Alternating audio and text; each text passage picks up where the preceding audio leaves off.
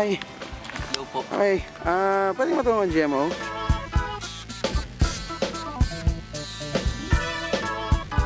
Bakit naman ganyan? Ang gusto ko lamang mapabuti ka.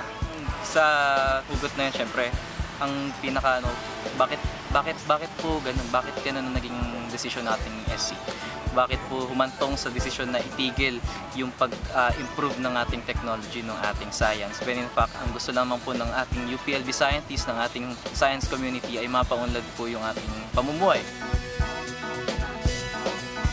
May forever pala. Kahit po ako yung nakangiti, ako po yung nalulungkot sa desisyon po ng korte kasi posible rin po na matigil po or mabawasan yung grants po sa pagpapatuloy po ng mga thesis po namin. Siguro po parang nainggit lang sila sa ibang countries.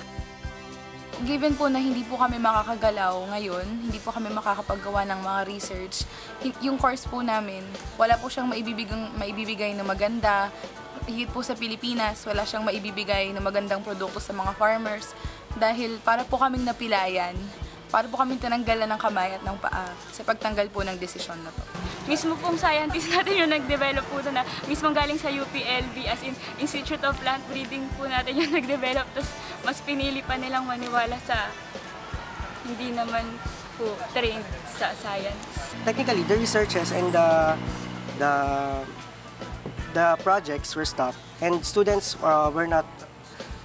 will not graduate on time if worst case scenario will push through. Actually, nawalan ako ng gana kasi yung lola ko na nagpaaral sa akin doon, isa sa pangarap namin na magnegosyo balang araw doon, na magamit ko yung course ko para matulungan ko siya na makapagnegosyo sa probinsya namin. Parang sobrang nadismaya po ako kasi hindi pa po ako graduating ngayon, and knowing na na-put to stop yung lahat ng researches and other studies regarding genetically modified organisms and also the use of modern biotechnology, nakakalungkot lang po na hindi ko alam kung saan ako papatungo after this. Kung hindi man po maaprobahan yung bago na pinaplano na joint department circular, paano na lang po kaming mga estudyante? Ano pa po yung future namin? Paano kami gagraduate?